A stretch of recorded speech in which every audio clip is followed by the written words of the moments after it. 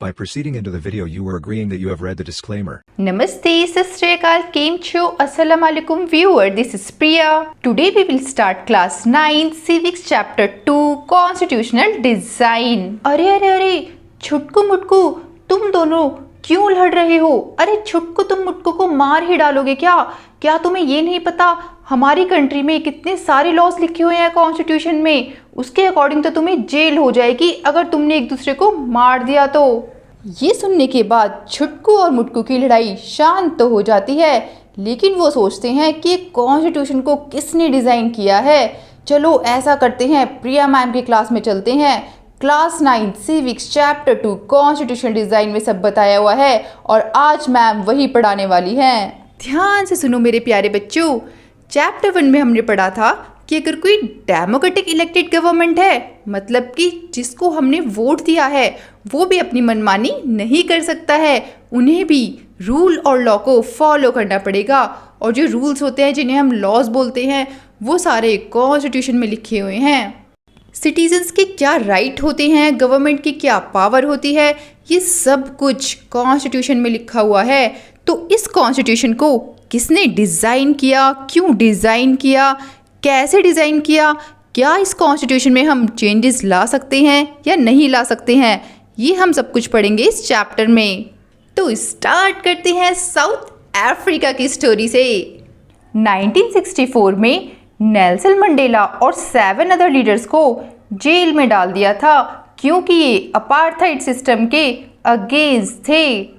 इन्होंने अपने 28 ईयर्स सबसे खराब जेल साउथ अफ्रीका की रॉबिन आइलैंड में बिताए थे। अपार्थाइड सिस्टम रेशियल डिस्क्रिमिनेशन को बोला जाता था, मतलब कि स्किन के बेसिस पे भेदभाव करना कि तुम गोरे हो, तुम काले हो, इस तरीके से। जो पीपल साउथ अफ्रीका में रहते थे उनकी पॉपुलेशन 3rd 4th थी अफ्रीका में और वो ब्लैक्स थे। और जो बाकी लोग थे जो ब्लैक भी नहीं थे और वाइट भी नहीं थे, उन्हें कहा जाता था कि ये मिक्स रेशेस हैं, इनको कलर्ड पीपल बोला जाएगा। जैसे कि इंडियंस, अगर कोई इंडियन जाता था वहाँ पे तो उसे बोला जाता था कि ये कलर्ड पीपल हैं। अब जो वाइट पीपल होते थे वो कहते थे कि जो नॉन वाइट पीपल हैं, नॉन वाइट में तो कलर्ड भी आ गए और जो ब्लैक पीपल होते हैं वो भी आ गए। तो वाइट पीपल जो यूरोपियन थे, जो ब्रिटिशर्स थे, वो कहते थे कि बाकी नॉन वाइट पीपल को कोई वोटिंग का राइट नहीं मिलेगा, उन लोगों को वहाँ भी रहने नहीं दिया जाएगा जहाँ पे हम लोग रहते हैं। मतलब इतना ज़्यादा भेदभाव किया जाता था। और अगर उन्हें वाइट पीपल के एरिया में वर्क करना है तो उन्हें वाइट पीपल से परमिशन लेनी पड़ेगी। तो नॉन वाइट पीपल के लिए तो बहुत ही प्रॉब्लम क्रिएट हो रखी थी।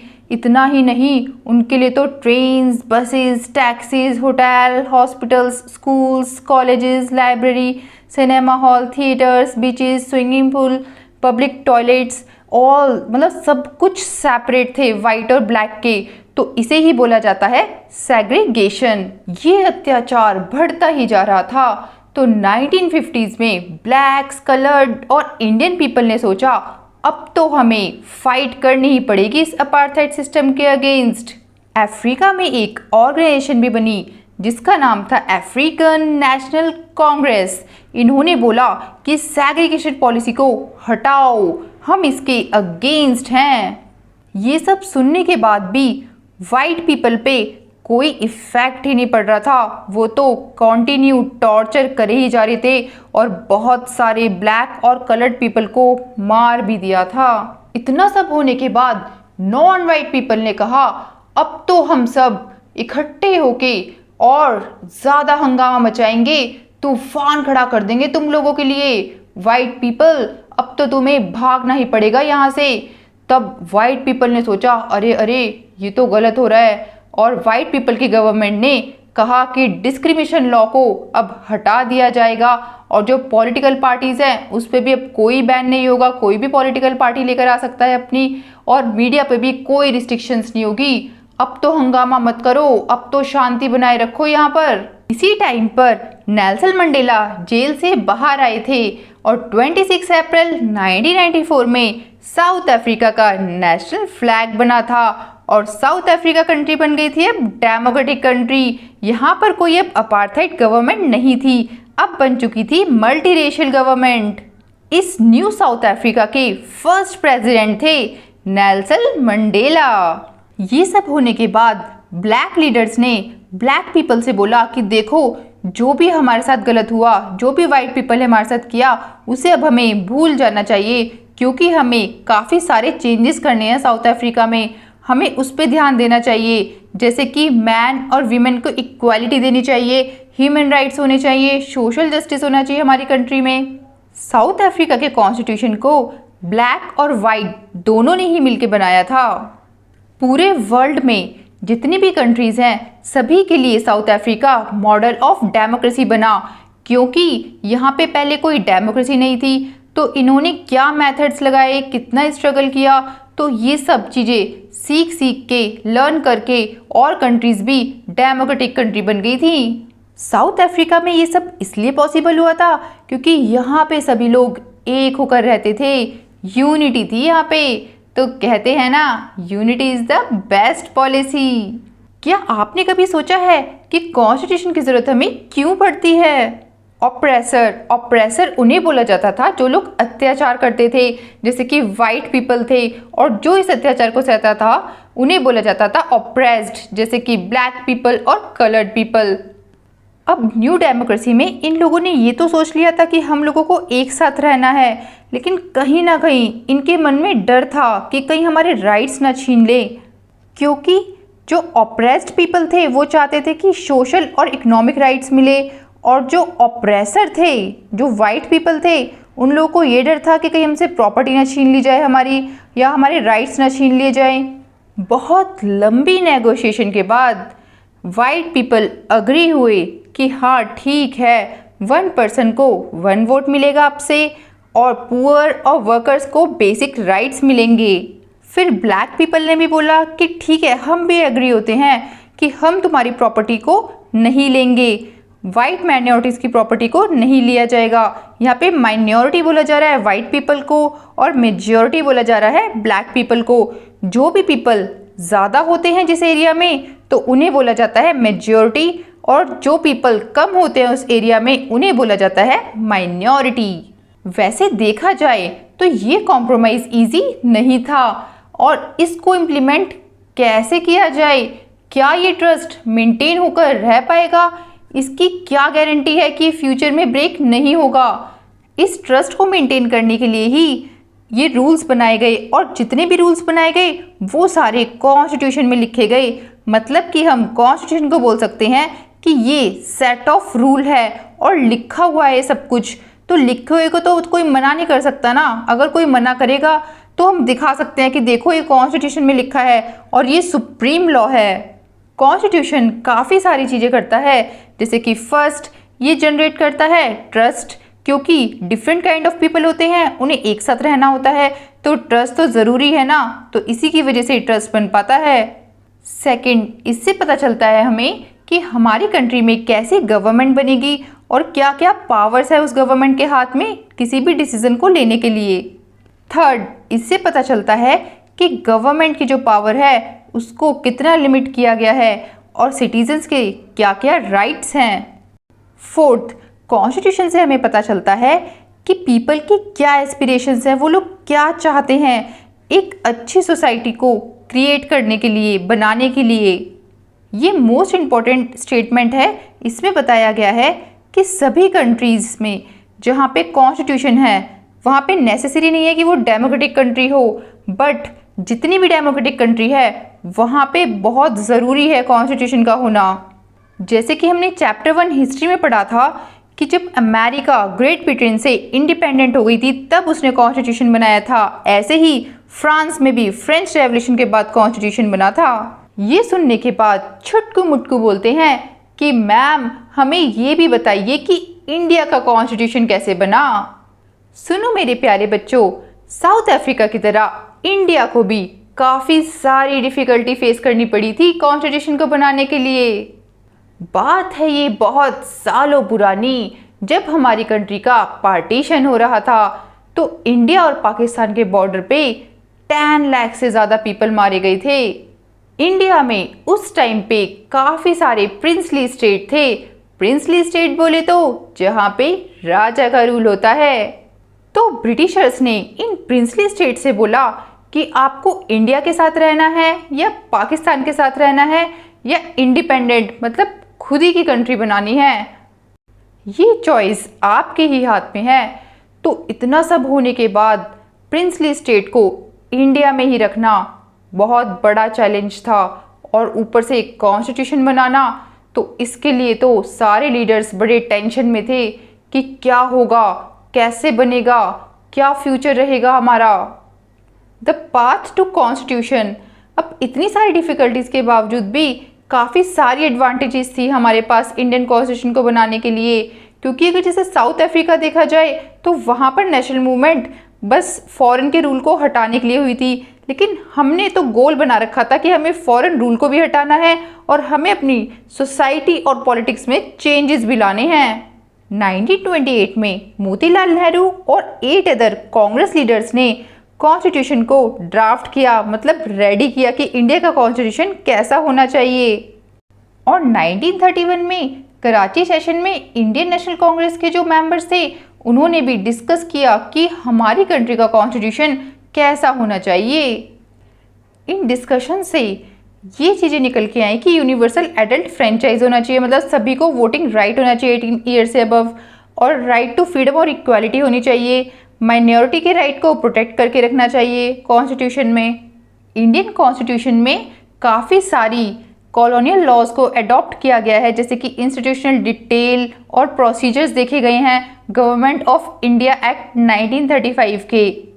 मतलब कि जो भी जहाँ से अच्छी चीज़ दिखी, जहाँ से इंडियंस को लग रहा था कि बेनिफिट हो रहा है, वो सारी चीज़ें कॉन्स्टिट्यूशन में इन्वॉल्व की गई। जैसे कि फ्रेंच रेवोल्यूशन से काफ़ी सारे आइडियाज़ लिए थे, ब्रिटेन से पार्लियामेंट्री डेमोक्रेसी के बारे में पता चला था, यूएस से बिल ऑफ राइट्स के बारे में पता चला था, रशिया से सोशलिस्ट रेवोल्यूशन के बारे में पता चला था। तो इन सब चीज़ों को ध्यान रखते हुए कॉन्स्टिट्यूशन को बनाया गया था इंडिया के। द कॉन्स्टिट्यूएंट असेंबली, इसकी डेफिनेशन मोस्ट इंपॉर्टेंट है। जब डॉक्यूमेंट कॉन्स्टिट्यूशन का ड्राफ्ट हो रहा था, मतलब रेडी हो रहा था, तो वो एक असेंबली रेडी कर रही थी। जो असेंबली में मेंबर थे वो इलेक्टेड रिप्रेजेंटेटिव थे, तो इस असेंबली को बोला जाता था कॉन्स्टिट्यूएंट असेंबली। इसके इलेक्शन स्टार्ट हुए थे जुलाई 1946 में और फर्स्ट मीटिंग हुई थी दिसंबर 1946 में। इसके बाद कंट्री डिवाइड हो गई थी इंडिया और पाकिस्तान में। अब कॉन्स्टिट्यूएंट असेंबली में 299 मेंबर्स रह गए थे। तो कॉन्स्टिट्यूशन को इंडिया ने अडॉप्ट किया था 26 नवंबर 1949 में और ये इफेक्ट में आया था 26 जनवरी 1950 में। बोथ डेट्स आर इम्पॉर्टेंट और 26 जनवरी को रिपब्लिक डे इसीलिए सेलिब्रेट किया जाता है हमारी कंट्री में। अब आप ये सोच रहे होगे ना कि कॉन्स्टिट्यूशन तो बहुत पहले बनाया था, अब तो टाइम काफ़ी चेंज हो चुका है, तो इसको अब हम क्यों फॉलो कर रहे हैं? तो इसके काफ़ी सारे रीजंस हैं। वन रीज़न ये है कि कॉन्स्टिट्यूशन एक ही मेंबर ने नहीं बनाया था, बल्कि सब लोगों ने मिलकर बनाया था, तो सबके व्यूज़ हैं इसमें। काफ़ी सारी कंट्रीज़ में कॉन्स्टिट्यूशन को एक पेपर की तरह माना जाता है और इसको चेंज भी कर दिया जाता है क्योंकि काफ़ी सारे लोग उससे सहमत नहीं होते, लेकिन हमारी कंट्री में ऐसा नहीं है। आज भी हम कॉन्स्टिट्यूशन की बहुत ज़्यादा रिस्पेक्ट करते हैं। सेकेंड रीज़न, कॉन्स्टिट्यूशन पूरे इंडिया के पीपल को रिप्रेजेंट करता है। पता है उस टाइम पर है ना, यूनिवर्सल एडल्ट फ्रेंचाइज नहीं था, मतलब कि वोट देने का राइट नहीं था। तो कॉन्स्टिट्यूएंट असेंबली में जो मेंबर्स थे उन्हें कौन इलेक्ट करता था? तो उन्हें इलेक्ट किया जाता था प्रोविंशियल लेजिस्लेचर के थ्रू। तो प्रोविंशियल लेजिस्लेचर में जो भी मेंबर्स होते थे उन्हें हम जो पीपल्स थे, जो सिटीजन्स थे, वो चूज़ करते थे, जिससे कि different languages, groups, caste, classes, religions, occupation के पीपल कॉन्स्टिट्यूएंट असेंबली में जा पाएँ। तो देखा जाए तो डायरेक्टली हम ही लोग तो भेज रहे हैं कॉन्स्टिट्यूएंट असेंबली में मेंबर्स को। थर्ड रीज़न, कॉन्स्टिट्यूएंट असेंबली ने काफ़ी अच्छे तरीके से काम किया था, सैंक्टिटी दी थी कॉन्स्टिट्यूशन को। सैंक्टिटी बोले तो क्वालिटी प्रोवाइड की थी, स्टेप बाय स्टेप सारे काम हुए थे। सबसे पहले कुछ बेसिक रूल डिसाइड किए गए थे और उन पे अग्री हुए थे, और बाद में जो ड्राफ्टिंग कमेटी के चेयरमैन हैं डॉक्टर BR अम्बेडकर, उन्होंने एक ड्राफ्ट तैयार किया था। काफ़ी सारे राउंड्स के बाद 2000 अमेंडमेंट मतलब होता है चेंजेस करना, कुछ चेंजेस किए गए। क्लॉज बाय क्लॉज मतलब वर्ड टू वर्ड चीज़ों को एक्सप्लेन किया गया। इस पे बहुत अच्छे से डिस्कशन किया गया था 3 इयर्स तक, और जो भी कॉन्स्टिट्यूंट असेंबली में बोला गया था उसे रिकॉर्ड किया गया है और प्रिजर्व करके रखा गया है, और इसको हम बोलते हैं कॉन्स्टिट्यूंट असेंबली डिबेट्स। छुटकू मुटकू को अब क्यूरियोसिटी हो रही थी। उन्होंने पूछा कि मैम ये जो रिकॉर्ड किया गया है, प्रिजर्व किया गया है कॉन्स्टिट्यूंट असेंबली की हर एक बात को, ये कितनी वॉल्यूम्स में रिकॉर्ड किया गया है, कितनी बुक्स में किया गया है? तो मैंने बताया ये 12 बल्कि वॉल्यूम्स में रिकॉर्ड किया गया है, मतलब कि 12 मोटी मोटी बुक्स में। Next topic, guiding values of the Indian constitution. इसमें हम देखेंगे ओवरऑल फिलॉसफी कॉन्स्टिट्यूशन की। फिलॉसफी बोले तो बेसिक प्रिंसिपल कॉन्स्टिट्यूशन के, और लोगों की कैसे थॉट्स थे, क्या एक्शंस लिए थे लोगों ने कॉन्स्टिट्यूशन के लिए। इसको हम 2 वेज से देख सकते हैं। फर्स्ट, जो लीडर थे कॉन्स्टिट्यूशन के उनके कैसे व्यूज़ थे, और सेकंड, कॉन्स्टिट्यूशन में जो प्रीएम्बल है, जो इंट्रोडक्शन पार्ट है, उसमें क्या लिखा है, तो उससे हम समझ सकते हैं। आई एम श्योर आप लोगों ने महात्मा गांधी जी का नाम तो ज़रूर सुना होगा। ये कॉन्स्टिट्यूंट असेंबली के मेंबर नहीं थे, लेकिन बाकी जो और मेंबर्स थे ना, वो इनके विज़न को फॉलो करते थे, और इनकी मैगजीन का नाम था यंग इंडिया, जो कि 1931 में इन्होंने लिखी थी, और उसमें इन्होंने लिखा था कि हमें कैसा कॉन्स्टिट्यूशन चाहिए। ये चाहते थे कि इंडिया में इनइक्वालिटी नहीं हो, और डॉक्टर बी आर अम्बेडकर भी कुछ ऐसा ही चाहते थे, वो भी इनइक्वालिटी नहीं चाहते थे इंडिया में। But doctor B R Ambedkar ना काफ़ी बार महात्मा गांधी जी को क्रिटिसाइज करते थे, क्योंकि काफ़ी व्यूज़ उनको उनके पसंद नहीं आते थे।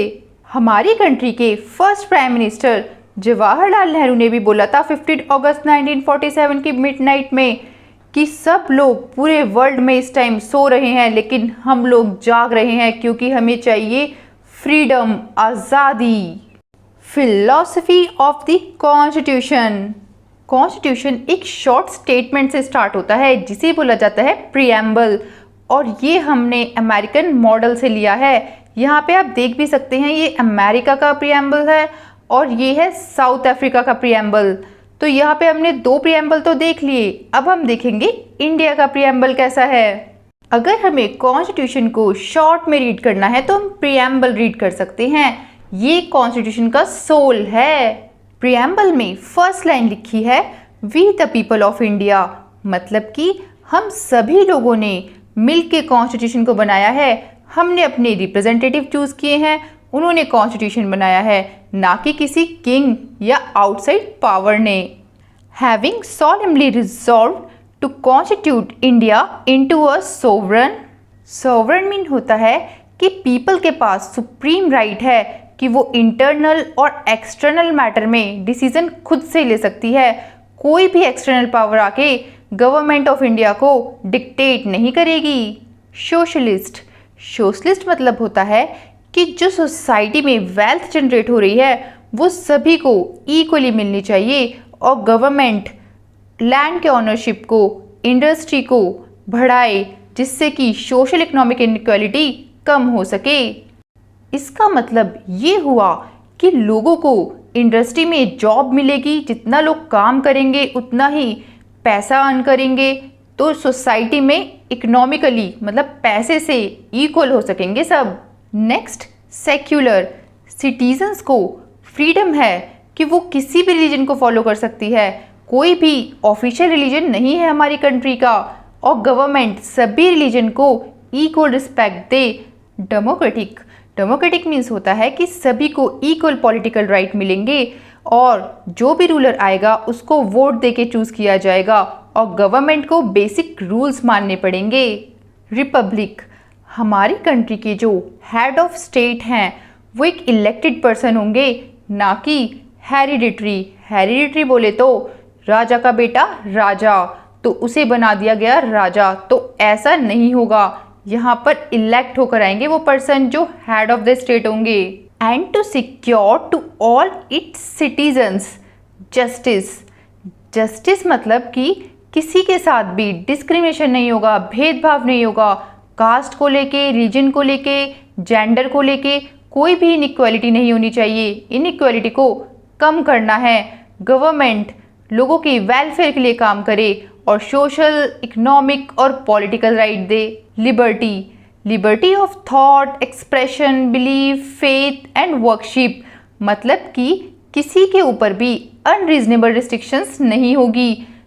सिटीजन्स कुछ भी सोच सकते हैं अपने अकॉर्डिंग, कुछ भी एक्सप्रेस कर सकते हैं, उनके कोई भी थॉट्स हो सकते हैं ना, तो किसी भी चीज़ को वो फॉलो कर सकते हैं। तो इन सब पे रिस्ट्रिक्शन नहीं ली जाएगी। जैसे कि मीडिया है, मीडिया में कुछ भी बोल सकते हैं, किसी के भी खिलाफ बोल सकते हैं, किसी के भी फेवर में बोल सकते हैं, तो इन सब की फ्रीडम है इंडिया में। इक्वालिटी मीन्स कि सभी को इक्वली ट्रीट करें, सोशल इनइक्वालिटी को हटा दिया जाए, ख़त्म कर दिया जाए। गवर्नमेंट सभी को इक्वल अपॉर्चुनिटी दे, equality of status and opportunity and to promote among them all. Fraternity means assuring the dignity of the individual and the unity and integrity of the nation। हम सभी को कंट्री में एक family member की तरह treat करना चाहिए। सभी पीपल को एक दूसरे से ऐसा बिहेव करना चाहिए कि वो फैमिली के ही मेंबर हो। किसी के साथ भी गलत बिहेव नहीं करना चाहिए। In our constitution assembly this 26th day of November 1949 do hereby adopt, enact and give to ourselves this constitution। 26 नवंबर 1949 में कॉन्स्टिट्यूशन बना था। तो प्रियम्बल में जितने भी वर्ड्स मैंने अभी एक्सप्लेन किए हैं वो मोस्ट इम्पॉर्टेंट है। और एक और बात, इसमें सोशलिस्ट और सेक्युलर वर्ड ना 42nd कॉन्स्टिट्यूशनल अमेंडमेंट 1976 में ऐड हुआ है। तो इस डेट को लर्न कर लेना, आपके एग्जाम में आ सकता है। इंस्टीट्यूशनल डिज़ाइन, कॉन्स्टिट्यूशन बहुत लॉन्ग और डिटेल्ड डॉक्यूमेंट है और टाइम के साथ साथ इसमें चेंजेस भी ला सकते हैं। तो जिन्होंने कॉन्स्टिट्यूशन बनाया था, जिन लीडर ने, तो उन्होंने समझ लिया था कि देखो आगे टाइम चेंज होता रहेगा, तो टाइम के अकॉर्डिंग इसमें चेंजेस भी लाने पड़ेंगे। तो जो भी हम कॉन्स्टिट्यूशन में चेंजेस ऐड करते हैं उसे बोला जाता है कॉन्स्टिट्यूशनल अमेंडमेंट्स। ये थी इस चैप्टर की शॉर्ट स्टोरी। अब हम इसे पढ़ेंगे डिटेल में।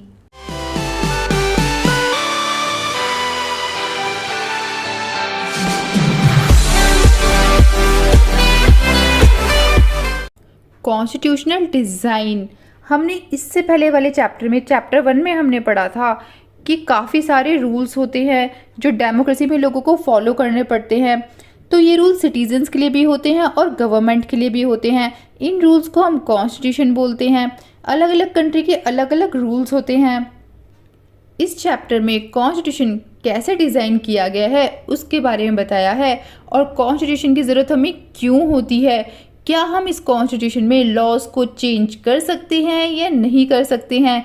तो सबसे पहले बताया है साउथ अफ्रीका की स्टोरी कि वहाँ पे कैसे बना था कॉन्स्टिट्यूशन। उसके बाद इंडिया के बारे में बताया है। तो हम 1 by 1 पढ़ेंगे। सबसे पहले साउथ अफ्रीका, उसके बाद इंडिया का constitution. Democratic constitution in south Africa. South Africa में नेल्सन मंडेला ने बोला कि जो भी डोमिनेशन करेगा, डोमिनेशन मतलब अपना दूसरों पे अधिकार जमाएगा, मैं उसके अगेंस्ट हूँ। जैसे कि वाइट डोमिनेशन थे, ब्रिटिशर्स थे, या फिर अगर कोई ब्लैक डोमिनेशन भी है, मतलब साउथ अफ्रीका का भी कोई पीपल है, उसके भी अगेंस्ट हूँ मैं। अगर किसी ने डोमिनेशन करने की कोशिश करी, दूसरों पे अपना अधिकार जमाने की कोशिश करी, तो क्योंकि मैं चाहता हूँ कि हमारी कंट्री डेमोक्रेटिक बने, फ्री सोसाइटी हो, सभी को इक्वल अपॉर्चुनिटीज़ मिले, सब लोग एक साथ रहें, हार्मनी बनी रहे हमारी कंट्री में। इसी आइडियाज़ को लेके मैं जी रहा हूँ और इसको मैं अचीव भी करूँगा, चाहे इसके लिए मुझे मरना ही क्यों ना पड़े। ये सब सुनने के बाद जो वाइट साउथ अफ्रीकन गवर्नमेंट थी, यानी कि जो ब्रिटिशर्स थे, उन्होंने सोचा अरे गड़बड़ी हो जाएगी अगर नेल्सन मंडेला ने ज़्यादा ही सब लोगों को भड़काना शुरू कर दिया हमारे खिलाफ। तो ऐसा करो, इसको करो जेल में बंद। अब जेल में डालने के लिए कोई ना कोई रीज़न तो होना चाहिए। तो इन्होंने बोला नेल्सन मंडेला से कि तुमने ट्रीजन किया है। ट्रीजन होता है देश के साथ विश्वासघात करना।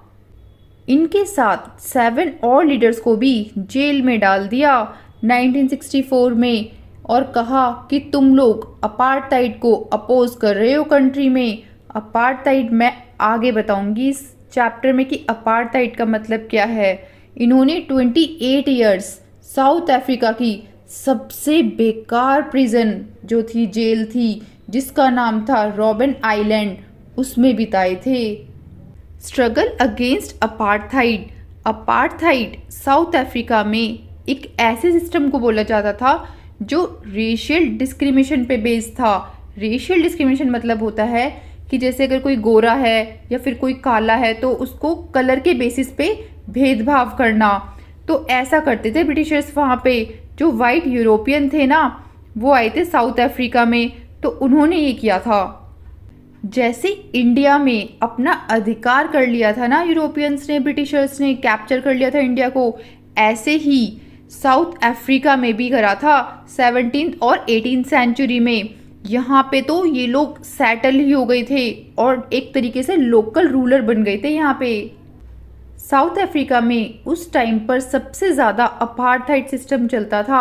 अपार्थाइड की वजह से ना लोगों को डिवाइड कर दिया जाता था स्किन कलर के बेसिस पे कि तुम गोरे हो, तुम काले हो। तो साउथ अफ्रीका में जो लोग रहते थे वो ब्लैक कलर था उन लोगों का, और सबसे ज़्यादा पॉपुलेशन उन्हीं लोगों की थी। 3/4 पॉपुलेशन थी ब्लैक लोगों की।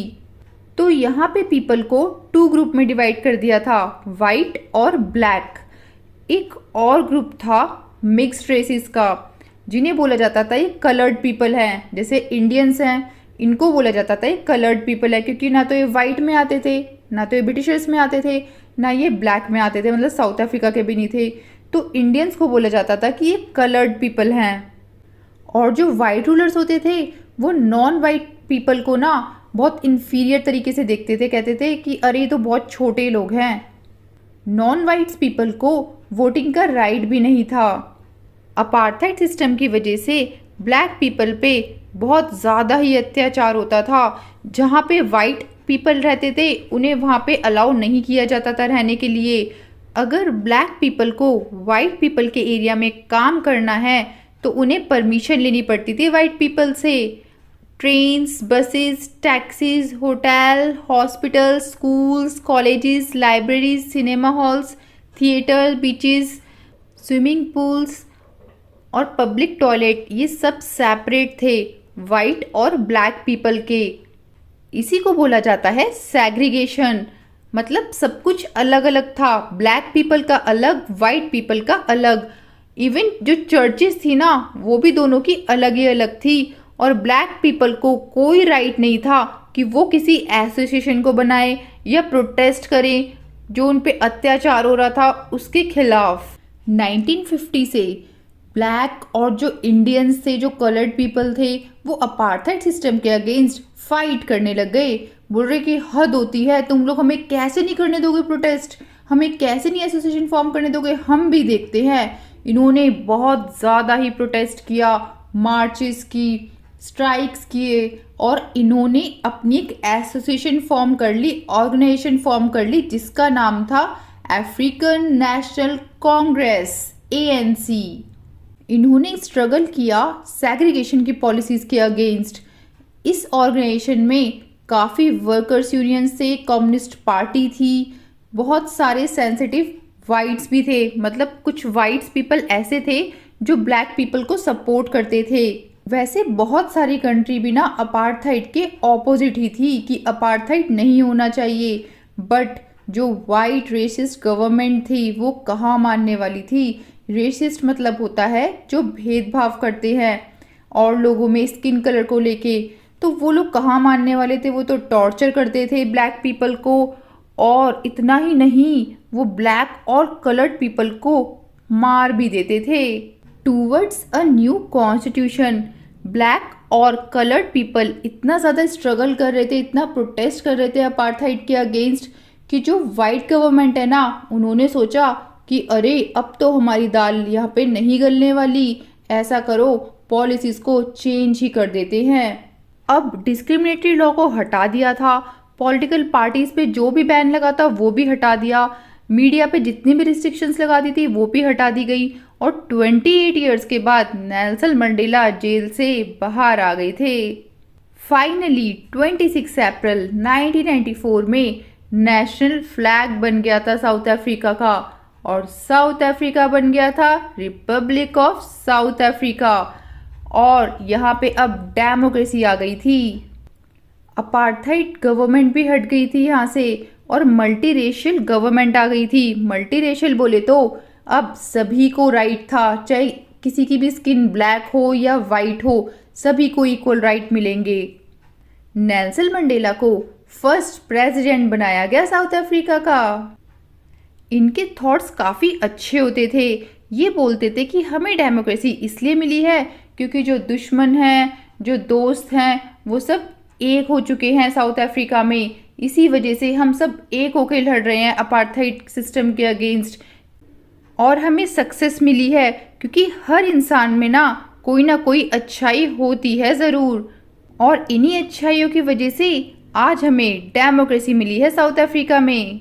साउथ अफ्रीका में जब डेमोक्रेसी आ गई थी तो नेल्सन मंडेला ने बोला ब्लैक लीडर से कि देखो जो भी हम लोगों के साथ हुआ, जो भी वाइट लोगों ने किया, अब हमें उसको भुला देना चाहिए और आगे का सोचना चाहिए कि हमें अपना साउथ अफ्रीका कैसे अच्छे से बिल्ड करना है।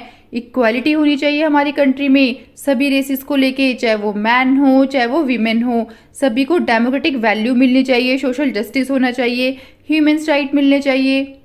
जो रूलिंग पार्टी रूल कर रही थी साउथ अफ्रीका में, लोगों पे अत्याचार कर रही थी, वो और जो दूसरी पार्टी थी जो उसके अगेंस्ट थी कि हमें फ्रीडम दो, दोनों ही पार्टी मिलके एक साथ बैठ के कॉन्स्टिट्यूशन बना रहे थे। कॉन्स्टिट्यूशन को बनाने के लिए 2 इयर्स का डिस्कशन हुआ क्योंकि दोनों ही पार्टी ये चाहती थी कि किसी को भी डिस्क्रिमिनेट ना किया जाए, किसी के साथ भेदभाव ना हो, सबको इक्वल राइट मिलने चाहिए कंट्री में और सभी को राइट होना चाहिए कि हर कोई इस प्रॉब्लम का सॉल्यूशन निकाले, सबकी हमें व्यूज़ चाहिए। और फाइनली एक प्रीएम्बल बनाया गया अफ्रीका कॉन्स्टिट्यूशन में। प्रीएम्बल कॉन्स्टिट्यूशन का इंट्रोडक्शन वाला पार्ट होता है जिसमें सब कुछ शॉर्ट में दिया होता है कि कॉन्स्टिट्यूशन में क्या क्या लिखा हुआ है। साउथ अफ्रीका का जो कॉन्स्टिट्यूशन बना था ना, उससे पूरा वर्ल्ड इंस्पायर हुआ था क्योंकि जो कंट्री पहले अनडेमोक्रेटिक थी वो अब एक डेमोक्रेसी बन चुकी थी। यहाँ पे डेमोक्रेसी इसलिए पॉसिबल हो पाई थी क्योंकि सभी लोग एक होके स्ट्रगल कर रहे थे। तभी तो इतने बेकार एक्सपीरियंस होने के बाद भी रेनबो की तरह उभर के आया था साउथ अफ्रीका क्योंकि इन लोगों ने बना ली थी unity. Nelson Mandela south Africa के कॉन्स्टिट्यूशन को ध्यान रखते हुए ये बोलते हैं कि जो भी हमारे साथ पास्ट में हुआ वो हम फ्यूचर में नहीं होने देंगे। अब कोई भी अत्याचार नहीं होगा, यहाँ पे कोई रेसिस्ट नहीं होगा, मतलब कि कलर को लेके कोई भी भेदभाव नहीं होगा साउथ अफ्रीका में। और कहा कि कॉन्स्टिट्यूशन में सभी लोगों को इक्वालिटी मिलेगी, चाहे वो ब्लैक हो, वाइट हो, विमेन हो या मैन हो। Why do we need a constitution? हमें कॉन्स्टिट्यूशन की ज़रूरत क्यों पड़ती है? हमने साउथ अफ्रीका का एग्जाम्पल देखा तो उससे पता चला हमें कि कॉन्स्टिट्यूशन की नीड क्यों होती है और कॉन्स्टिट्यूशन क्या करता है। जो ऑप्रेसर होते हैं, मतलब जो अत्याचार करते हैं, और जो ऑप्रेस्ड पीपल होते हैं, जो उस अत्याचार को सह रहे होते हैं, तो उन दोनों को ही कॉन्स्टिट्यूशन इक्वल करता है कि दोनों को ही इक्वल राइट मिलेंगे। अब कोई किसी को सताएगा नहीं, दबाएगा नहीं। लेकिन लोगों के अंदर डर था, वो अभी भी एक दूसरे पर ट्रस्ट नहीं कर रहे थे क्योंकि उन्हें लगा कि ऐसा तो नहीं बस हमें पागल बनाने के लिए बोल दिया हो कि सब लोग इक्वल हैं अब, और फिर दोबारा से हमारे ऊपर अत्याचार हो, लोग हमें दबाएं और सताएं। इसलिए सेफगार्ड चाहते थे। तो जो ब्लैक मेजॉरिटी है ना, जो ब्लैक पीपल थे, वो कहते थे कि हमें डेमोक्रेसी चाहिए, हम चाहते हैं कि सोशल और इकोनॉमिक राइट मिले हम लोगों को। वाइट माइनॉरिटीज़ को भी कहीं ना कहीं डर था। वो ये सोच रहे थे कि कहीं ऐसा ना हो कि हमारे प्रिविलेजेस, हमारी प्रॉपर्टी को छीन लिया जाए। बहुत लंबी नेगोशिएशन के बाद एक आउटपुट निकला। दोनों ही कॉम्प्रोमाइज़ करने के लिए रेडी हो गए और अब जो वाइट थे ना, उन्होंने एग्री कर लिया कि एक पर्सन को एक वोट देने का पूरा पूरा राइट होगा। और भी काफ़ी सारी चीज़ों पे एग्री हुए, जैसे कि बेसिक राइट्स मिलेंगे पुअर को और वर्कर्स को। तो ब्लैक्स ने सोचा कि जब वाइट एग्री हो रहे हैं तो हम भी एग्री हो जाते हैं, हम भी इनके रूल को एब्सोल्यूट नहीं करेंगे, मतलब कि जो इनके प्रिविलेजेस है ना वो इन्हें उनसे नहीं छीने जाएंगे और इनकी प्रॉपर्टी भी इनसे नहीं ली जाएगी। ये कॉम्प्रोमाइज़ करना इतना इजी नहीं था। तो कैसे इम्प्लीमेंट हुआ था ये कॉम्प्रोमाइज़, कैसे ट्रस्ट बना था लोगों को एक दूसरे पर? क्या कोई गारंटी ले रहा था इस चीज़ की कि फ्यूचर में इस ट्रस्ट को नहीं तोड़ा जाएगा? ये जो कॉम्प्रोमाइज़ हो रहा है, ये बातें हो रही हैं, ये एक ट्रस्ट के बेसिस पे बनी रहेंगी। बस एक ही तरीका था इस ट्रस्ट को मेंटेन करने का कि सारे जितने भी रूल्स हैं वो लिखे जाएं, क्योंकि आप लिख दोगे तो याद भी रहेगा फ्यूचर में कि हम लोगों ने ये बातें की थी। और अगर रूल्स लिखे होंगे तो जो भी रूलर आएगा फ्यूचर में वो उस रूल को रीड कर सकेगा कि अच्छा ये चीज़ें मुझे फॉलो करनी पड़ेंगी। जो भी इलेक्टेड गवर्नमेंट आएगी उसको पता होगा कि उसे क्या करना है। फाइनली इसी रूल से पता चलेगा कि सिटीजन्स को क्या क्या राइट मिले हैं। इन रूल्स को जल्दी से हटाया नहीं जा सकेगा, चाहे कोई भी विनर आ जाए। विनर यहाँ पे गवर्नमेंट को बोला जा रहा है कि उनको भी बेसिक रूल मानने पड़ेंगे। और पीपल ने ये भी एग्री किया कि ये रूल सुप्रीम होंगे, कोई भी गवर्नमेंट इसे इग्नोर नहीं कर सकती। और इन बेसिक रूल को बोला जाता है कॉन्स्टिट्यूशन। कॉन्स्टिट्यूशन में ही सारे बेसिक रूल लिखे होते हैं। साउथ अफ्रीका में कॉन्स्टिट्यूशन बना तो ये कोई यूनिक बात नहीं थी, सभी कंट्रीज में कॉन्स्टिट्यूशन बनता है, क्योंकि डिफरेंट डिफरेंट ग्रुप के पीपल होते हैं, लोगों के ओपिनियन अलग होते हैं, इंटरेस्ट अलग होते हैं, तो सबको एक जैसे रूल फॉलो करने पड़ते हैं जो कि कॉन्स्टिट्यूशन में लिखा होता है। तो इस वजह से हमारी जो कंट्री है वो एक होकर रह पाती है, जो पीपल हैं वहाँ पे वो एक होकर रह पाते हैं। चाहे कोई कंट्री डेमोक्रेटिक हो या नॉन डेमोक्रेटिक हो, सभी जगह कॉन्स्टिट्यूशन होता है, क्योंकि बेसिक रूल तो हर कंट्री में होंगे ना, जो गवर्नमेंट को भी मानने पड़ते हैं और सिटीजन्स को भी मानने पड़ते हैं। या फिर कोई एसोसिएशन है वहाँ पे भी कॉन्स्टिट्यूशन होता है। सभी को ज़रूरत पड़ती है कॉन्स्टिट्यूशन की, तो रूल्स की तो सभी को ज़रूरत है, चाहे कोई क्लब हो हमारे एरिया का, चाहे कोई कोऑपरेटिव हो या फिर कोई पॉलिटिकल पार्टी हो। किसी भी कंट्री का कॉन्स्टिट्यूशन होता है, उसमें काफ़ी सारे रूल्स लिखे होते हैं जो पीपल को एक्सेप्ट करने पड़ते हैं, फॉलो करने पड़ते हैं, और कॉन्स्टिट्यूशन ही सुप्रीम लॉ होता है। ये हमें बताता है कि हम लोगों को कौन से लॉज को फॉलो करना चाहिए, और रिलेशन बताता है पीपल और गवर्नमेंट के बीच में भी, क्योंकि यहाँ पे तो सारे बेसिक लॉ लिखे हुए हैं, तो हमें पता होना चाहिए कि हमें क्या क्या राइट मिले हैं और क्या क्या लॉ है हमारी कंट्री के। कॉन्स्टिट्यूशन काफ़ी सारी चीज़ें करता है, जैसे कि यहाँ पे बताया गया है फर्स्ट कि ये ट्रस्ट मेंटेन करता है, क्योंकि हमारी कंट्री में डिफरेंट काइंड के पीपल होते हैं जो एक साथ रह रहे होते हैं, तो यहाँ पे ट्रस्ट होना तो बहुत ही इम्पोर्टेंट है। सेकंड, ये बताता है कि गवर्नमेंट कैसे बनेगी और किसके हाथ में पावर होगी डिसीजन लेने की। थर्ड, जो भी पावर में आएगी गवर्नमेंट उसको लिमिट करता है ये काफ़ी सारे लॉज से, और सिटीजन्स के राइट को बताता है कि क्या राइट है सिटीजन्स के। फोर्थ, ये एक्सप्रेस करता है कि कैसे सोसाइटी को अच्छा बनाया जा सकता है। सारी की सारी कंट्री जिसके पास कॉन्स्टिट्यूशन है तो वो ज़रूरी नहीं है कि वो डेमोक्रेटिक ही हो, बट जितनी भी कंट्री डेमोक्रेटिक है वहाँ पर तो ज़रूरी है कि कॉन्स्टिट्यूशन होना ही होना चाहिए। यहाँ पे एग्जाम्पल ही बताया गया है अमेरिका का। अमेरिका जब ग्रेट ब्रिटेन से इंडिपेंडेंट हुई थी ना, तो इन्होंने भी कॉन्स्टिट्यूशन बनाया था। ऐसे ही फ्रांस में भी जब फ्रेंच रेवोल्यूशन हुआ था उसके बाद फ्रांस में भी कॉन्स्टिट्यूशन बना था। अब आते हैं हम इंडिया के कॉन्स्टिट्यूशन पे, making of the Indian constitution. जैसे साउथ अफ्रीका ने कॉन्स्टिट्यूशन बनाने के लिए काफ़ी डिफ़िकल्टीज फेस की थी, ऐसे ही इंडिया ने भी फेस की थी, क्योंकि इंडिया तो डाइवर्स कंट्री है, तो कॉन्स्टिट्यूशन बनाना तो इजी नहीं था ना इंडिया के लिए भी। इंडिया का पार्टीशन भी हुआ था रिलीजन डिफरेंसेस की वजह से। जब पाकिस्तान अलग हुआ था ना इंडिया से, तब बहुत ही ज़्यादा लोगों को फेस करनी पड़ी थी प्रॉब्लम। पता है इस पार्टीशन की वजह से 10 लाख पीपल मारे गए थे, दोनों ही कंट्री के, इंडिया और पाकिस्तान के। तो ये भी बहुत बड़ी प्रॉब्लम थी। तो ब्रिटिशर्स ने बोला कि जो प्रिंसली स्टेट के रूलर है ना, मतलब कुछ कुछ स्टेट इंडिया में ऐसे थे जहाँ पे अभी भी मतलब ब्रिटिशर्स के टाइम पे भी राजा रूल कर रहे थे। तो उनसे बोला गया कि अगर आपको इंडिया के साथ रहना है तो आप इंडिया के साथ रह सकते हो, अगर आपको पाकिस्तान के साथ रहना है तो आप पाकिस्तान के साथ रह सकते हो, और अगर आपको खुद का ही कोई कंट्री बनाना है, खुद का ही कोई स्टेट बनाना है तो आप वो भी कर सकते हो। तो अब आप सोच ही सकते हो कि जो प्रिंसली स्टेट था उसे इंडिया में मर्ज करना कितना डिफिकल्ट टास्क था। जब कॉन्स्टिट्यूशन लिखा जा रहा था तो काफ़ी टेंशन बनी हुई थी कि क्या फ्यूचर में हमारी कंट्री सिक्योर हो पाएगी इस कॉन्स्टिट्यूशन से, क्या कॉन्स्टिट्यूशन प्रेजेंट और फ्यूचर को अच्छा कर पाएगा कंट्री की। लेफ्ट हैंड साइड में कुछ लीडर्स के नेम दिए हुए हैं, तो इनको आप लर्न कर लेना, एग्जाम में पूछे जा सकते हैं। जैसे फर्स्ट है वल्लभ भाई पटेल। तो इनका जो जन्म हुआ था गुजरात में हुआ था, और ये बारडोली पीजेंट सत्याग्रह के लीडर भी थे और लॉयर भी थे। बाद में ये डेप्यूटी प्राइम मिनिस्टर भी बने थे। Second, Abul Kalam Azad.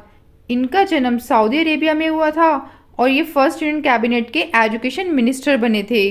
Next, TT Krishnamachari.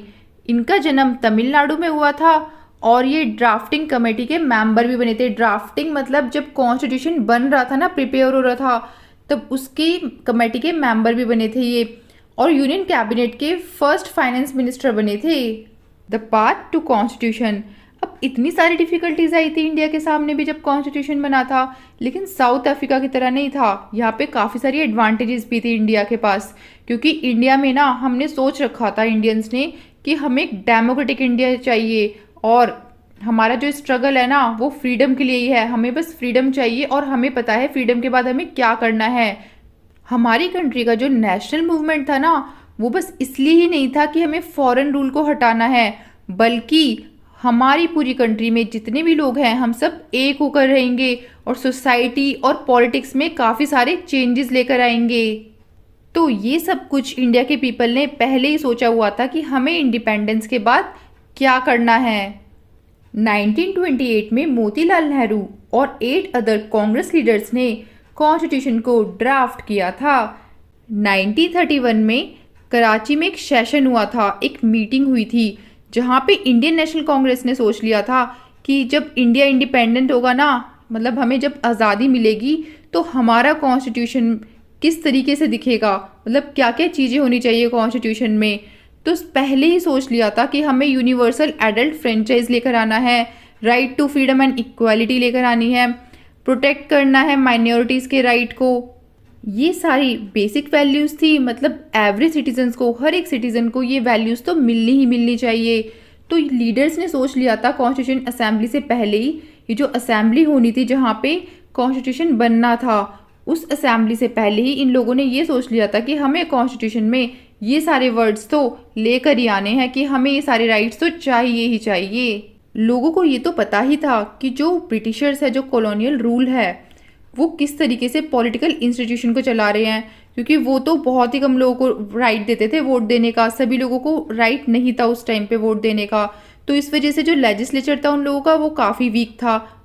Legislature मतलब होता है जहाँ पे लॉ बनते हैं, तो इनके लॉज काफ़ी वीक थे। 1937 में प्रोविंशियल लेजिस्लेचर और मिनिस्ट्रीज़ की जब इलेक्शन हुए थे ना, तो वो भी फुली डेमोक्रेटिक नहीं थे, क्योंकि सभी लोगों को राइट नहीं था वोट देने का। बट इन सब चीज़ों से इंडियंस को काफ़ी एक्सपीरियंस मिला कि कैसे काम करना चाहिए इंस्टीट्यूशन में और किस तरीके से कंट्री के लिए हेल्पफुल हो सकता है लेजिस्लेटिव इंस्टीट्यूशन।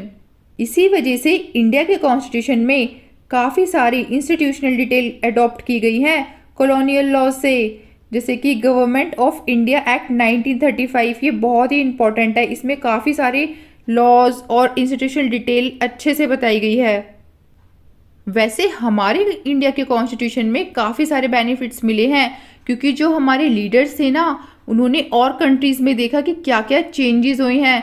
जो अच्छे अच्छे चेंजेस थे वो हमारे कॉन्स्टिट्यूशन में लिख दिए, जैसे कि फ्रेंच रेवोल्यूशन से काफ़ी सारे आइडियाज़ लिए थे, ब्रिटेन में पार्लियामेंट्री डेमोक्रेसी थी, वहाँ से आइडियाज़ लिए थे, यूएस से बिल ऑफ राइट्स के आइडियाज़ लिए थे, रशिया से सोशलिस्ट रेवोल्यूशन के लिए थे आइडियाज़, और सोशल और इकोनॉमिक इक्वालिटी लाने की कोशिश करी थी ये सारे आइडियाज़ लेके।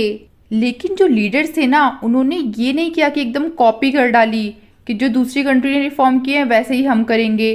उन्होंने हर चीज़ को एक क्वेश्चन की नज़र से देखा कि क्या अगर हम ऐसे करेंगे तो हमारी कंट्रीज़ को बेनिफिट होगा या नहीं होगा। अगर बेनिफिट होगा तो ही चीज़ों को अडॉप्ट किया था, अदरवाइज नहीं। तो इतने सारे फैक्टर्स का कंट्रीब्यूशन था कॉन्स्टिट्यूशन को बनाने में। द कॉन्स्टिट्यूएंट असेंबली, कौन लोग थे जिन्होंने इंडिया का कॉन्स्टिट्यूशन बनाया?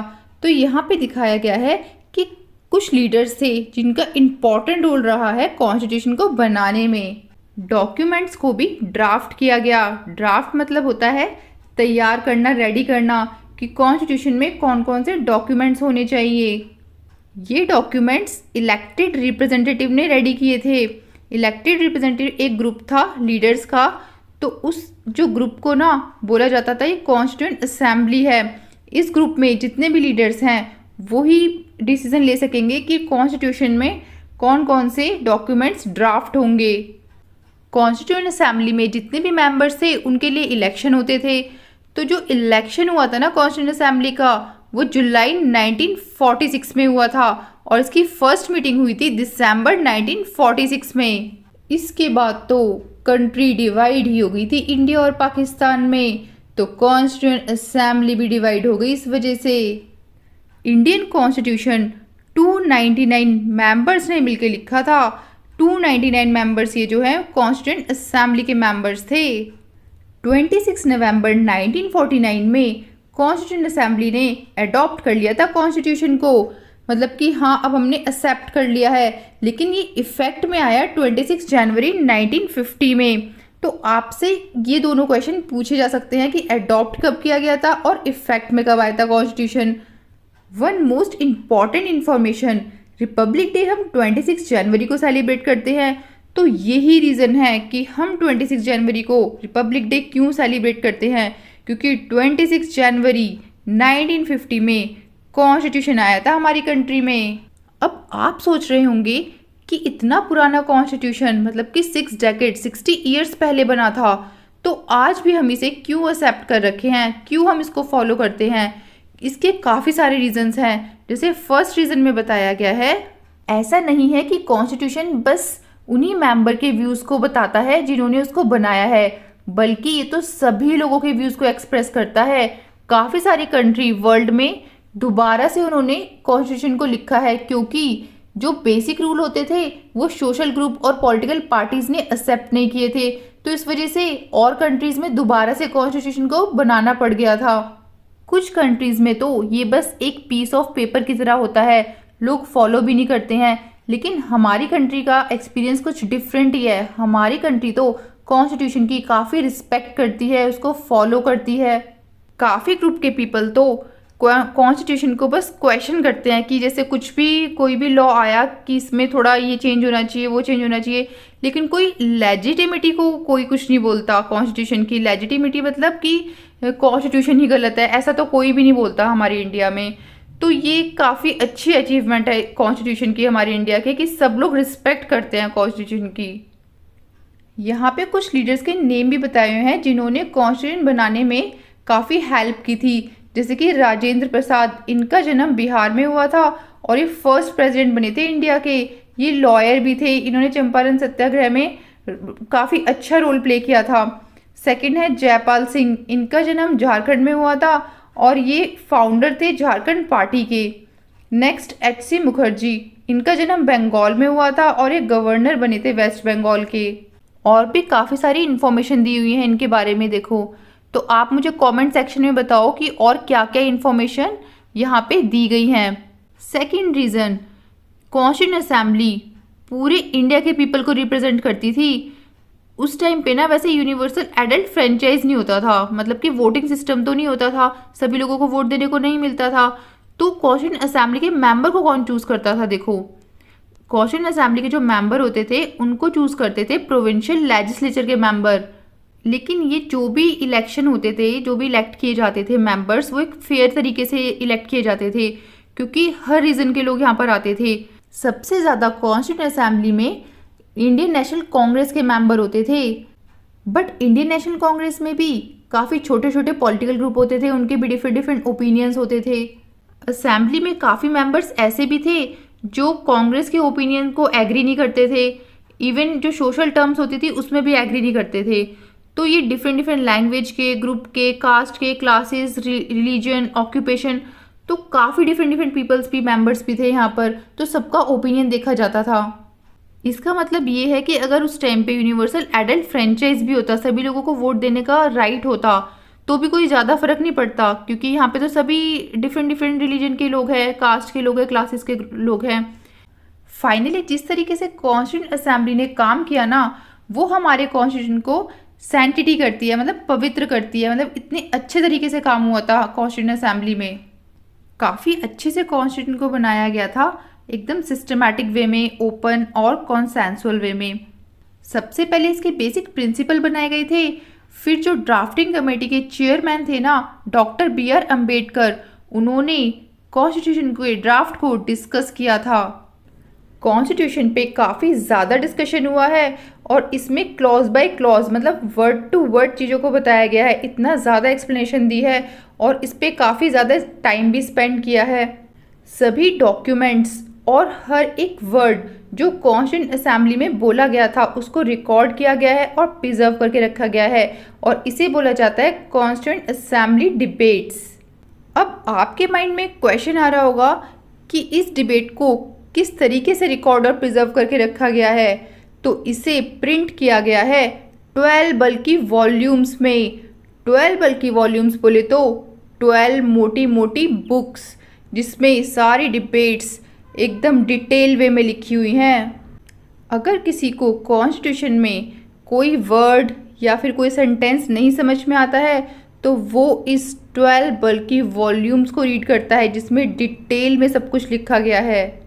यहाँ पे 2 लीडर्स के नाम बताए गए हैं, एक है जी दुर्गाबाई देशमुख। तो देखो जितने भी लीडर्स के नाम दिए हैं ना इस चैप्टर में, वो अच्छे से लर्न कर लेना, क्योंकि एग्ज़ाम में आ सकते हैं। तो ये चेयरपर्सन थी सेंट्रल सोशल वेलफेयर बोर्ड की। और नेक्स्ट है बलदेव सिंह, इनका जन्म हरियाणा में हुआ था और ये डिफेंस मिनिस्टर बने थे यूनियन कैबिनेट के, और ये कॉन्स्टिट्यूंट असेंबली के भी मेंबर थे। Now we will move on next topic, guiding values of the Indian constitution. अब हम कॉन्स्टिट्यूशन की फिलॉसफी को अंडरस्टैंड करने की कोशिश करेंगे। फिलॉसफी मतलब होता है कि क्या क्या थॉट्स, क्या एक्शन लिए गए कॉन्स्टिट्यूशन को बनाने के लिए। हम कॉन्स्टिट्यूशन को 2 वेज से पढ़ सकते हैं। 1 वे तो ये है कि जो मेजर लीडर्स हैं जिन्होंने कॉन्स्टिट्यूशन बनाने में हेल्प की है, हम उनके बारे में पढ़ें, उनके व्यूज़ देखें, या फिर जो कॉन्स्टिट्यूशन है ना उसकी फ़िलॉसफी को पढ़ लें। जैसे कि प्रियम्बल है, प्रियम्बल में सब कुछ लिखा हुआ है, पूरी समराइज़ किया हुआ है पूरे कॉन्स्टिट्यूशन को। अब हम 1 बाय 1 कॉन्स्टिट्यूशन को डीपली स्टडी करेंगे। The dream and the promise. आपने एक चीज़ नोटिस करी होगी कि आपने इतने सारे लीडर्स के अभी तक नाम देखे, लेकिन कहीं पे भी महात्मा गांधी का नाम नहीं आया, क्योंकि ये कॉन्स्टिट्यूशन असेंबली के मेंबर थे ही नहीं। बट जो लोग कॉन्स्टिट्यूशन असेंबली के मेंबर थे वो इन्हें फॉलो करते थे। इनकी एक मैगजीन भी थी यंग इंडिया, जो 1931 में पब्लिश हुई थी। तो उसमें इन्होंने बताया था कि इनको किस तरीके का कॉन्स्टिट्यूशन चाहिए। इन्होंने कहा कि ऐसा कॉन्स्टिट्यूशन होना चाहिए कि जो पुअर पीपल होते हैं, जो गरीब लोग हैं ना, वो भी अपनी आवाज़ को उठा सके, वो भी अपनी प्रॉब्लम को बता सके। कोई भी हाई क्लास ना हो, कोई लो क्लास ना हो, सभी लोगों को इक्वली ट्रीट किया जाए। इंडिया में किसी भी तरीके की अनटचेबिलिटी ना हो, कोई भी पर्सन शराब ना पिए, किसी तरीके का ड्रग्स ना ले, और सभी मैन और वीमेन सेम राइट को एंजॉय करें। सभी को एक जैसा अधिकार मिलना चाहिए। गांधी जी ही नहीं, डॉक्टर B.R. अम्बेडकर भी यही चाहते थे कि इनइक्वालिटी नहीं होनी चाहिए, सभी को इक्वली ट्रीट करना चाहिए। डॉक्टर अम्बेडकर ने तो कॉन्स्टिट्यूशन बनाने में भी काफ़ी हेल्प की है। इन्होंने बताया है कि हमें इनइक्वालिटी को कैसे रिमूव करना चाहिए, बट ये महात्मा गांधी जी को क्रिटिसाइज करते थे। इन्होंने कॉन्स्टिट्यूएंट असेंबली में स्पीच देते टाइम भी काफ़ी कुछ बोला था, यहाँ पे लिखा भी हुआ है, देखो। इन्होंने कहा कि 26 जनवरी 1950 में कॉन्स्टिट्यूशन तो बनने जा रहा है, लेकिन ओनली पॉलिटिकल इक्वालिटी मिल रही है, सोशल और इकोनॉमिक लाइफ में तो इक्वालिटी मिल ही नहीं रही है लोगों को। क्योंकि पॉलिटिक्स में तो ये बोल दिया गया है कि 1 मैन 1 वोट और 1 वोट 1 वैल्यू, बट सोशल और इकोनॉमिक लाइफ में ऐसा नहीं है।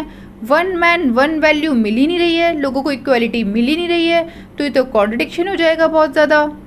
अगर हम सोशल और इकोनॉमिक लाइफ की इक्वालिटी को इग्नोर करते चले जाएंगे, डिनाई कर देंगे, तो पॉलिटिकल डेमोक्रेसी का फ़ायदा ही क्या होगा।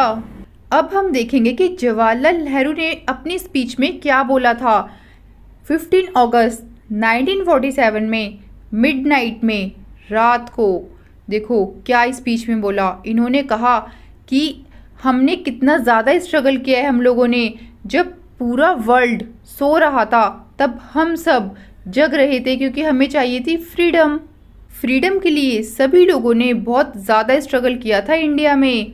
फ्रीडम और पावर दोनों ने ही काफ़ी ज़्यादा रिस्पॉन्सिबिलिटी भी दी, क्योंकि हमें फ्रीडम तो मिल जाएगी लेकिन उसके आगे भी हमें अच्छे से करना है, जिससे कि हमारे इंडिया में सभी लोग हैप्पी होकर रह पाएँ। फ्रीडम से पहले की अगर बात करें तो लोगों में कितना पेन था, मतलब कितना दर्द था, कितना दुख सहना पड़ रहा था। तो ये जितनी भी मेमोरी थी सौरों की, वो सब याद करते हुए कि हमने कितना ज़्यादा स्ट्रगल किया है और अब हमें फ्रीडम मिलने वाली है, तो लोगों के मन में देखो कितनी खुशी होगी ना कि फाइनली अब हमें फ्रीडम मिल जाएगी ब्रिटिशर से। जवाहरलाल नेहरू ने बोला कि हमें फ्रीडम मिल गई है तो इसका मतलब ये नहीं है कि हमें रेस्ट करना है, नहीं, अभी भी हमें इंडिया के पीपल को काफ़ी सारी सर्विस प्रोवाइड करनी होगी, क्योंकि काफ़ी लोग जो हैं वो पॉवर्टी और डिसीज़ से सफ़र कर रहे हैं। तो हमें गरीबी हटानी है, हमें लोगों में बीमारियां हटानी हैं, लोगों को इक्वल अपॉर्चुनिटी देनी है, तभी तो हमारी कंट्री अच्छी बन पाएगी। यहाँ लेफ्ट हैंड साइड में कुछ लीडर्स के नाम भी बताए गए हैं, जैसे कि सोमनाथ लहरी, इनका जन्म वेस्ट बंगाल में हुआ था और ये मेंबर थे वेस्ट बंगाल लेजिस्लेटिव असेंबली के। सरोजिनी नायडू, इनका जन्म हुआ था आंध्र प्रदेश में और ये गवर्नर थी उत्तर प्रदेश की। और यहाँ पे जवाहरलाल नेहरू का भी बताया हुआ है कि इनका जन्म हुआ था उत्तर प्रदेश में और ये फर्स्ट प्राइम मिनिस्टर थे इंडिया के। श्यामा प्रसाद मुखर्जी, इनका जन्म हुआ था वेस्ट बंगाल में और ये फाउंडर थे प्रेसिडेंट ऑफ भारतीय जनसंघ के। भीमराव रामजी अंबेडकर, इनका जन्म हुआ था मध्य प्रदेश में और ये चेयरमैन भी थे ड्राफ्टिंग कमेटी के। इनको फर्स्ट कैबिनेट लॉ मिनिस्टर बनाया गया था और ये फाउंडर भी थे रिपब्लिकन पार्टी ऑफ इंडिया के। नेक्स्ट, कन्हैया लाल मणिक लाल मुंशी, इनका जन्म गुजरात में हुआ था और ये फाउंडर थे स्वतंत्र पार्टी के। तो ये क्वेश्चन आपसे पूछे जा सकते हैं कि स्वतंत्र पार्टी के फाउंडर कौन थे और जो रिपब्लिकन पार्टी ऑफ इंडिया थी उनके फाउंडर कौन थे। तो इस टाइप से आपके क्वेश्चंस आ सकते हैं एग्जाम में। Now we will move on next topic, philosophy of the constitution. Constitution में ना प्रियम्बल होता है। प्रियम्बल एक शॉर्ट समरी होती है जो कि हमें गाइड करती है कि इंडिया के कॉन्स्टिट्यूशन में क्या लिखा हुआ है। एक शॉर्ट स्टेटमेंट को बोलते हैं जिसमें सारी बेसिक वैल्यू दी जाती हैं। तो आपके एग्जाम में आ सकता है ये कि what is preamble to the constitution, तो उसका आंसर अब आप अच्छे से लिख सकते हैं। और ये हमने अमेरिकन मॉडल से लिया था, मतलब ये जो प्रियम्बल का कंसेप्ट है ना, ये हमने अमेरिका से लिया था। यहाँ पे आप देख सकते हैं कि ये अमेरिका का प्रियम्बल है और ये नीचे वाला है साउथ अफ्रीका का प्रियम्बल। और अब हम देखेंगे कि इंडिया का प्रियम्बल कैसा है। तो ये है इंडिया का प्रियम्बल। कॉन्स्टिट्यूशन को हम एक पोएम की तरह रीड करते हैं और इससे हम पता लगा सकते हैं कि गवर्नमेंट कैसे लॉ बना रही है और कैसे एक्शन ले रही है पीपल के लिए, और क्या सही है और क्या गलत। इंडियन कॉन्स्टिट्यूशन को अगर हम देखें तो उसमें प्रियम्बल एक तरीके से सोल है। प्रियम्बल की फर्स्ट लाइन पहले रीड करते हैं, we the people of India. इसका मतलब है कि जो भी पीपल इंडिया के हैं उन्होंने ही मिलके इस कॉन्स्टिट्यूशन को बनाया है। पीपल ने अपने रिप्रेजेंटेटिव चूज किए वोट देके और उन लोगों ने कॉन्स्टिट्यूशन में लॉ बनाए हैं। और ये सब चीज़ें किसी किंग या फिर कोई आउटसाइड पावर किसी और कंट्री के हाथ में नहीं है। हमारी कंट्री के लॉ हमारी कंट्री के पीपल के हाथ में ही है। पहले मैं आपको ये सारे वर्ड्स का मतलब बता देती हूँ, फिर एक बार रीड करेंगे इस पूरे प्रियम्बल को। सोवरन, सोवरन मतलब होता है कि जो पीपल है ना, उनको सुप्रीम राइट है, सबसे ज़्यादा राइट है इंटरनल और एक्सटर्नल मैटर्स के डिसीजन को लेने में। कोई भी एक्सटर्नल पावर जैसे कि कोई भी अदर कंट्री गवर्नमेंट के डिसीजन को नहीं ले सकती। इंडिया के गवर्नमेंट को ही डिसीजन लेने पड़ेंगे, तो किसी का इंटरफेरेंस नहीं है हमारी कंट्री में। Next, socialist. सोशलिस्ट मतलब होता है कि हमारी सोसाइटी में वेल्थ जनरेट होती है, मनी होता है, वो इक्वली शेयर होना चाहिए सब में, और गवर्नमेंट को रेगुलेट करना चाहिए कि वो लैंड दे इंडस्ट्री को, इंडस्ट्री ज़्यादा से ज़्यादा बने, जिससे कि लोगों को काम मिले और सोशल इकोनॉमिक इक्वालिटीज़ आए हमारी कंट्री में। सेक्युलर, सेक्युलर मतलब होता है कि कोई भी सिटीजन किसी भी रिलीजन को फॉलो कर सकता है, कोई भी ऑफिशियल रिलीजन नहीं है हमारी कंट्री का, तो गवर्नमेंट सभी रिलीजन को इक्वल रिस्पेक्ट देती है। डेमोक्रेटिक, डेमोक्रेटिक मतलब होता है कि सभी लोगों को इक्वल पॉलिटिकल राइट्स मिल रहे हैं, मतलब कि सभी को वोट देने के राइट मिल रहे हैं, जिससे कि वो अपने रूलर को चूज कर सके, और जो भी रूलर है वो अकाउंटेबल होगा, मतलब वो क्या कर रहा है, जो गवर्नमेंट है वो क्या कर रही है पीपल के लिए, वो पीपल को बताना पड़ेगा, और गवर्नमेंट रूल के अकॉर्डिंग वर्क करती है। Next, Republic. रिपब्लिक मतलब होता है कि जो हमारे प्रेसिडेंट है ना, उनको हम इलेक्ट करते हैं। ऐसा नहीं है कि राजा का बेटा राजा होगा, इस टाइप का कोई सिस्टम नहीं है हमारे इंडिया में। यहाँ पर इलेक्ट होकर ही आता है कोई भी प्रेसिडेंट। ये सारी डेफिनेशन मोस्ट इम्पॉर्टेंट है, एग्जाम में आ सकती हैं, तो आप इन्हें लर्न कर लेना। तो यहाँ पर हम देखते हैं प्रियम्बल में, we the people of India having solemnly resolved to constitute India into a sovereign, socialist, secular, democratic republic। मतलब कि हम सभी इंडिया के पीपल दृढ़ निश्चय लेते हैं कि हम अपनी कंट्री को सोवरेन बनाएंगे, सोशलिस्ट बनाएंगे, सेक्युलर बनाएंगे और डेमोक्रेटिक रिपब्लिक बनाएंगे। And to secure to all its citizens, मतलब कि सभी सिटीजन्स को देखो क्या क्या राइट मिलने चाहिए जिससे कि वो खुद को सिक्योर कर सके। तो जस्टिस, लिबर्टी, इक्वालिटी, फर्टेनिटी, तो इसकी भी डेफिनेशन हम देख लेते हैं क्योंकि एग्जाम में इसकी भी डेफिनेशन आती है। जस्टिस, जस्टिस का मतलब होता है किसी के साथ भी भेदभाव ना हो, सभी को इक्वल राइट मिलने चाहिए, किसी के साथ भेदभाव ना हो उसकी कास्ट को लेके, उसके रिलीजन को लेके, उसके जेंडर को लेके। गवर्नमेंट को सभी के वेलफेयर के लिए काम करना चाहिए, स्पेशली जो डिसएडवांटेजेड ग्रुप है, मतलब जिन लोगों को बेनिफिट मिलता ही नहीं है, जिन लोगों के साथ बहुत गलत होता है। लिबर्टी, लिबर्टी का मतलब होता है कि किसी पे भी अनरीजनेबल रिस्ट्रिक्शन नहीं लगाना, मतलब कि अननेसेसरी किसी को परेशान नहीं करना, जो भी अपना काम कर रहा है उसे करने देना। कोई भी अपने थॉट्स को एक्सप्रेस कर सकता है, या अगर वो कुछ भी थिंक कर रहा है, कुछ भी सोच रहा है, तो वो अपने विचारों को रख सकता है, किसी के ऊपर फालतू में ही रिस्ट्रिक्शंस नहीं लगाई जाएंगी।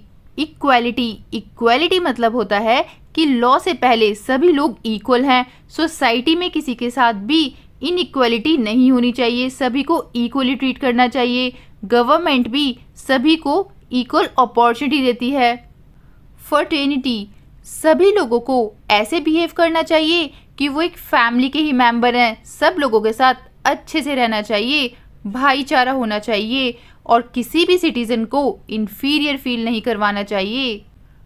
तो ये सारी बातें हमने 26 नवंबर 1949 में अडॉप्ट कर ली थी और इसे प्रियम्बल में भी लिखा गया है।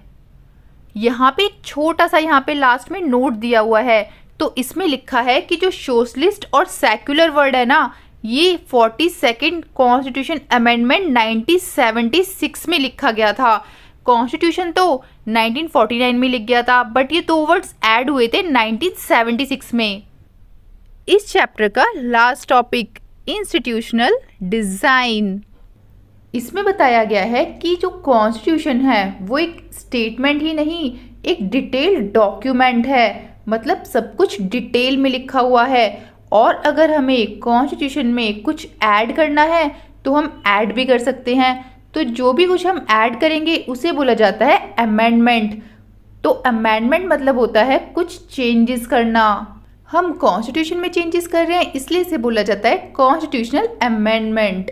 अगर आप कॉन्स्टिट्यूशन को फर्स्ट टाइम रीड कर रहे हैं तो हो सकता है कि थोड़ा आपको डिफ़िकल्ट लगे, लेकिन जो इसके बेसिक इंस्टीट्यूशनल डिज़ाइन है ना वो इतना डिफ़िकल्ट नहीं है। और कॉन्स्टिट्यूशन में बताया गया है कि हमें कैसे पर्सन को चूज़ करके लाना चाहिए, मतलब किसको वोट देना चाहिए, कौन हेड बनना चाहिए हमारी कंट्री का, और किस में कितनी पावर है, किसके पास डिसीजन लेने की पावर है, और उस पावर को भी जो है लिमिट किया गया है, कंट्रोल में किया गया है।